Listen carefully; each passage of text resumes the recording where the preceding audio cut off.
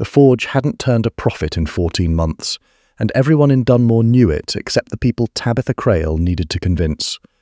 She had inherited the smithy the way most women inherited things, reluctantly and without being asked. Her father, a man who had spent 40 years shaping iron into something useful, died on a Tuesday in March with his boots still on and 3 outstanding orders for carriage fittings on the workbench. Tabitha had walked into the forge the following morning, taken stock of what was owed and what was left, and made a decision that scandalized half the village. She was keeping it. People said it couldn't be done. A woman running a forge. Who would take orders from her? Who would trust iron shaped on her watch? Tabitha had listened to all of it with the patience her father had taught her. He used to say that iron didn't care who held the hammer, only whether the hand was steady, and then she went back to work. For a year she managed. Not well, but she managed. She had grown up in this place, had handed her father his tools before she was tall enough to reach the anvil without standing on a stool. She knew the work. What she didn't know was how to keep a fire burning when the coal merchant in Hexham started refusing credit, or how to repair the bellows mechanism that had been failing since October, or how to do any of it, while also arguing with the magistrate about her brother Alec's apprenticeship contract, which their father had signed and which the new master was now claiming didn't apply since the signatory was dead.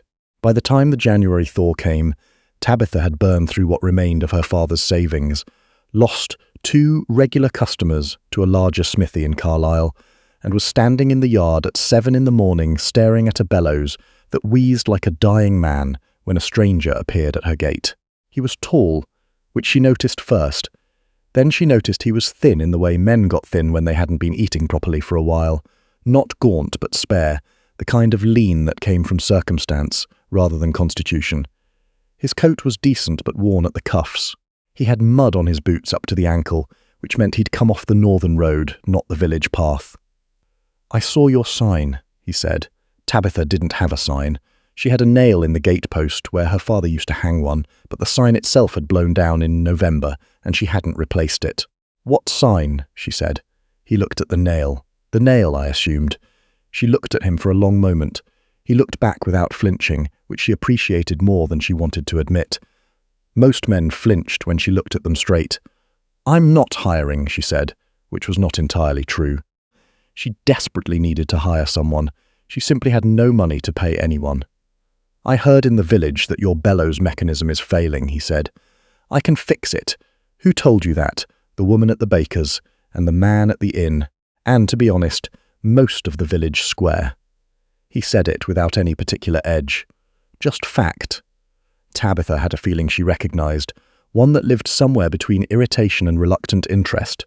She'd felt it before, usually when a problem turned out to have a solution she hadn't considered. "You know bellows mechanisms," she said. "I know a great deal about a great many things," he said, "including bellows mechanisms, furnace drafts, coal efficiency ratios, and how to talk the Hexham coal merchant out of his grudges." She stared at him. "Do you? His name is Aldous Mack. He was cheated by a smithy in Alnwick 8 years ago, and has distrusted the trade since. If you send a letter acknowledging the general principle that his caution is warranted, and offer to settle the oldest outstanding balance in full within 60 days, he'll extend credit again. He wants to be understood more than he wants the money." Tabitha said nothing for a moment then. "How do you know that?" "I passed through Hexham on my way here," he told me. "Men talk to strangers on the road." She studied him again. He was perhaps 30, perhaps a few years past it. His hands, she noticed, were not soft. Whatever else he was, he had done physical work. There was a scar along the base of his right thumb that she recognized as a burn. Not a house fire or an accident, the particular narrow stripe of a heat source you'd been working close to for a long time. "You've worked a forge before," she said. "Not a forge specifically," he said, "but near enough." She should have sent him away. Every practical instinct her father had ever hammered into her said you don't hire a man off the road who won't say where he's come from and calls his experience near enough. She hired him anyway. His name, he said, was Fenwick. Just Fenwick. She didn't press. In her experience, men who gave only one name were either running from something or protecting something, and since he was about to be on her property with access to her tools and her fire, and her one remaining source of income, she figured she'd learn which one soon enough.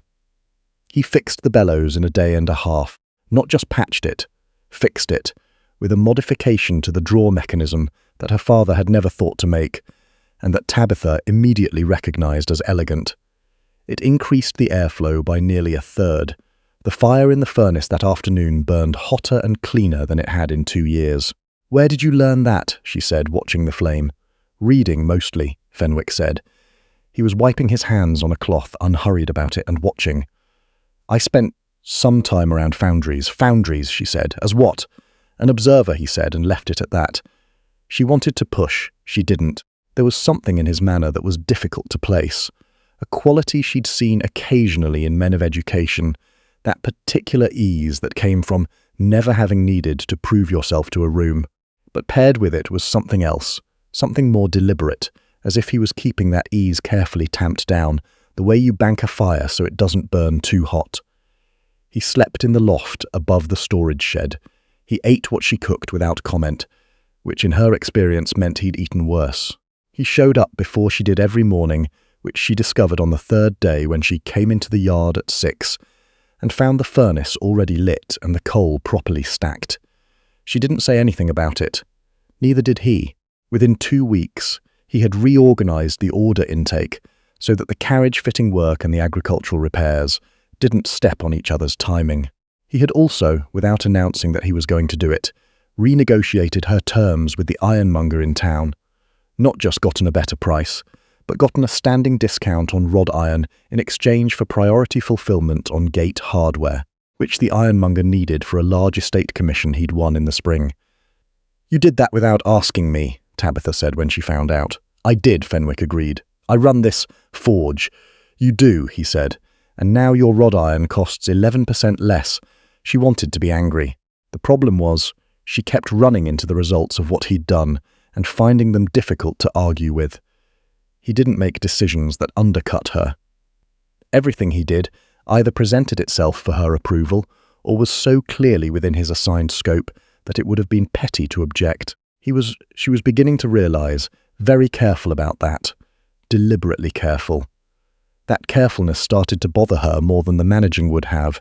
Alec came home from his apprenticeship on a Thursday in February, which meant he was around for the afternoon, when Fenwick was teaching Tabitha a revised approach to iron tempering that cut waste on smaller decorative work by half. Alec was 15 and had strong opinions about everything, including strangers who showed up and started changing things. He stood in the doorway and watched for a while before Tabitha noticed him. "That's not how Father did it," Alec said. "No," Fenwick agreed, not looking up from the work. "Your father's approach was efficient for structural pieces. For small decorative work, this uses the same heat with less material loss." Alec came further into the forge. He was trying to look skeptical, but his eyes kept going to what Fenwick was doing with his hands. "Who taught you that?" Alec said. "A man in Scotland," Fenwick said, "who learned it from a Belgian foundryman in 1847. Knowledge moves around." Alec was quiet for a moment. "Can you teach me?" "Ask your sister," Fenwick said. "It's her forge." Tabitha didn't look at him. But she felt something move in her chest, some small realignment, and she filed it away without examining it. The trouble started, as trouble often did in small places, with someone talking Mrs. Hatton, who ran the drapery 2 streets over and knew everything about everyone, mentioned to several people that the Crale girl had a man living on the property. This was technically accurate. It was delivered in a tone that made it significantly worse than accurate, and by the time it had travelled around Dunmore twice, it had acquired several details that weren't true and shed most of the ones that were. Tabitha heard about it from her neighbour, who told her kindly, and with a face full of genuine concern that people were saying things. Tabitha thanked her and went home and stood in the yard for a while, thinking about how much she minded. She minded considerably. But she minded the thought of losing the forge more. When she told Fenwick, he took it the way he took most things, without visible agitation, with that particular stillness she'd come to associate with him thinking rather than being slow. "I can find somewhere else to sleep," he said, "if it would help." "It won't," she said. "The arrangement is already known. Moving you to the inn now just makes it look like there was something to hide." He nodded. Then we wait for something else to happen in the village, and it becomes old news. That's your solution. It's the nature of small places, he said. They move on. They always do. He said it with the certainty of someone who had watched it happen before. And something about that, the quiet knowing of it, made Tabitha want to ask him something she'd been not asking for 6 weeks. "Where are you from?" she said. He was quiet for a moment. Not the silence of someone stalling, the silence of someone choosing. "Northumberland," he said. "That covers a great deal of ground." "Yes," he said, "it does." She looked at him directly. "You're not going to tell me." "Not yet," he said. And then, before she could respond to the implication of yet, the order from Penrith came in this morning. 3 dozen fence pins and a custom hinge assembly. "It's good work if you want it." She took the order. She didn't ask again. What she did do, because she was her father's daughter, and her father had taught her that the answer to most questions was in the details if you looked carefully enough, was pay attention. She noticed that he read the newspapers thoroughly when she brought them in from the post. Not just the news, but the financial pages and the political reports, which most working men skipped. She noticed that he occasionally used words in conversation that he seemed to catch and replace with simpler ones, as if he'd been trained to speak one way and was practicing another. She noticed that twice when letters arrived at the forge addressed to Mr. Fenwick, he pocketed them unopened until he was alone. She also noticed, and this was the one she turned over most often in her mind, that he was kind to Alec, in a way that was neither condescending nor indulgent, the kind of attention that required actually knowing how young men worked. That was not a common skill. In her experience, it came from either having been a young man who needed that kind of attention, or from having given it to someone specific before. By March, the forge was profitable again. Not comfortably, not securely, but the bills were being paid on time, and there was enough in the account to think about replacing the worn-out hinge on the main furnace door before it became urgent. Tabitha sat down with the ledger on a Sunday evening and went through the numbers twice, and when they said the same thing both times she set the book down and sat quietly for a while. It had been Fenwick.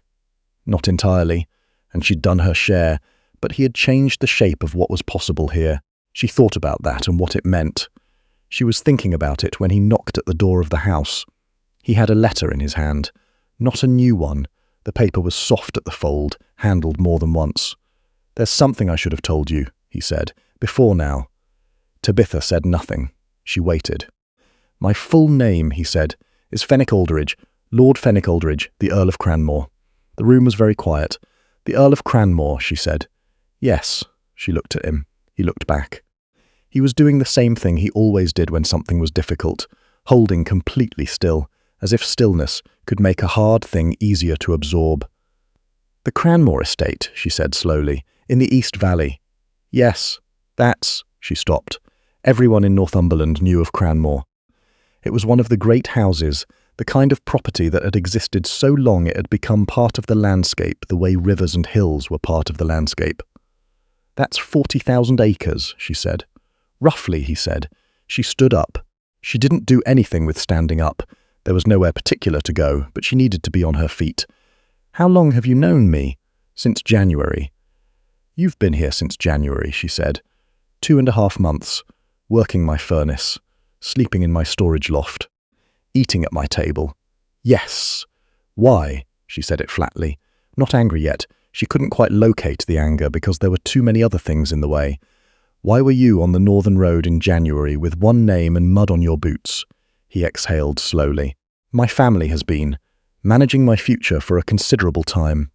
There is a woman they have chosen. There are agreements they have made on my behalf. I needed to understand something about myself before I agreed to any of it, and I couldn't do that from inside Cranmore. So you left. I walked out the gate one morning and kept walking, and came here. I came past here," he said, "and saw the nail on the gatepost, and heard in the village that a woman was running a smithy alone, and her bellows were failing, and I thought—" He stopped, started again. "I thought that was something I could help with. Something real. Something where it would be clear whether I was useful or not." Tabitha looked at him for a long moment. Part of her, a large part, the part that had grown up, knowing exactly what she was and what she had, and what the world thought of people like her, understood exactly what he'd been doing. The desire to be seen without the weight of what you carried. She understood it in her bones. That didn't mean it didn't hurt. "You let me worry about the coal merchant," she said. "You let me worry about the gossip. You let me stand in front of the ironmonger and negotiate like I needed to, when you could have walked in there and—" "No," he said. "That's exactly it. I couldn't have. Not as who I am." He would have given you whatever you asked and resented you for it, and the relationship would have been worth nothing in 6 months. You negotiated it. You own it. She looked away. Out the window at the dark yard, the glow from the banked furnace visible through the forge door. "The woman your family chose," she said. "Miss Lavinia Prentice of Bath," he said. 22. "I have met her 4 times. She is perfectly pleasant and we have nothing to say to each other. And you came here instead, and I came here instead." The silence stretched. She turned back to look at him and found him watching her with an expression she hadn't seen on him before. Something open, something that had given up being careful. "I won't ask you to be anything other than what you are," he said. "I am not asking that. But I would like to stay, if you'll let me stay." "As what?" she said. "Whatever you need," he said, "or whatever you'll have." She didn't give him an answer that night. She thought that was important, that she not give him an answer while she was still standing in the middle of the feeling, before she'd had time to walk around it and find its actual shape. What she knew about herself was this. She was 28 years old, she ran a forge, she had a younger brother to see settled, and she was good at her work. She had not until recently given much thought to whether she wanted anything beyond that, because wanting things beyond the reach of your circumstances was a particular kind of suffering she'd decided early not to practice. What she knew about Fenwick, about Lord Alderidge, though she could not make that name sit naturally in her mind yet, was harder to categorize. He was the man who had fixed her bellows. He was also the man who owned 40,000 acres and was expected to marry someone from Bath. She thought about the top-liked comment from the baker's wife, who had apparently been telling the whole village about her bellows. She thought about Mrs. Hatton and what Mrs. Hatton would make of this new development. She thought, and this surprised her when she caught herself thinking it, about Alec, about the look on Alec's face when Fenwick had said it's her forge. She took 3 days. On the 3rd day she went to the forge in the morning and found him already there, the fire already lit, behaving exactly as he had behaved for 2.5 months. As if nothing had changed, as if he was waiting without pressure for her to decide. "I have some conditions," she said. He looked up.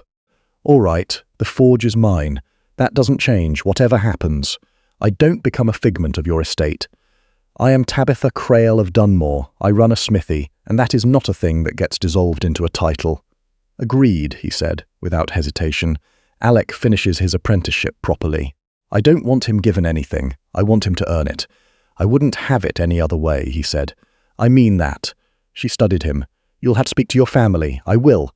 "That won't be simple." "No," he said. "It won't. And the woman in Bath, there are no agreements signed," he said. "There is only expectation." Expectation can be disappointed.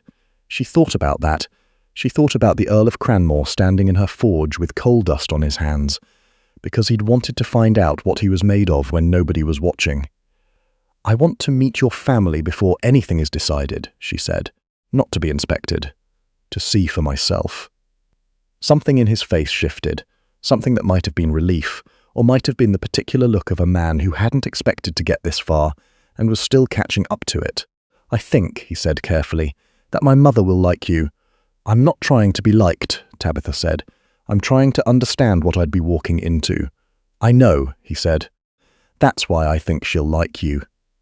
The Alderidge family seat was 3 hours by carriage east of Dunmore, and Tabitha made the trip in April, when the roads were dry enough, and she could leave Alec in charge of the forge for 2 days without feeling like she was courting disaster. She wore her good dress, which was sensible wool in a dark green that her father had always said suited her. She did not buy anything new. She decided this was a matter of principle and not stubbornness, though she acknowledged the line between those two things was sometimes difficult to locate.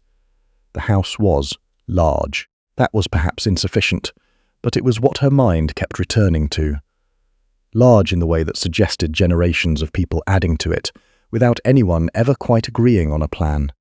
There were towers and wings and a courtyard and an orangery and grounds that extended far enough that she couldn't see where they ended. She thought, I run a smithy. She thought, I fix bellows and negotiate with coal merchants. She thought, and this was the one she held on to. I know who I am. The Dowager Countess of Cranmore was a small woman in her 60s with grey hair, and an expression that had probably been called severe by people who hadn't looked closely enough. Tabitha looked closely. What she saw was intelligence and assessment, and, after about 20 minutes of conversation, something approaching approval, though it wore its approval, the way the Countess seemed to wear everything, without advertising it. Fenwick tells me you renegotiated your iron supply terms, she said, over tea that was served in a room with higher ceilings than Tabitha's entire house. I did, Tabitha said. Favourably, 11%, Tabitha said, and priority fulfilment rights on gate hardware. The Countess said nothing for a moment. Then, he's been trying to get the Cranmore estate steward to do something similar with the timber merchant for 3 years. The steward keeps telling him the current terms are adequate. They might be adequate, Tabitha said. Adequate isn't the same as good. The Countess looked at her with an expression that was impossible to read and then said, No, it is not. Fenwick's younger brother, a young man of perhaps 22 named Callum. No, she checked herself. The file said Callum was taken.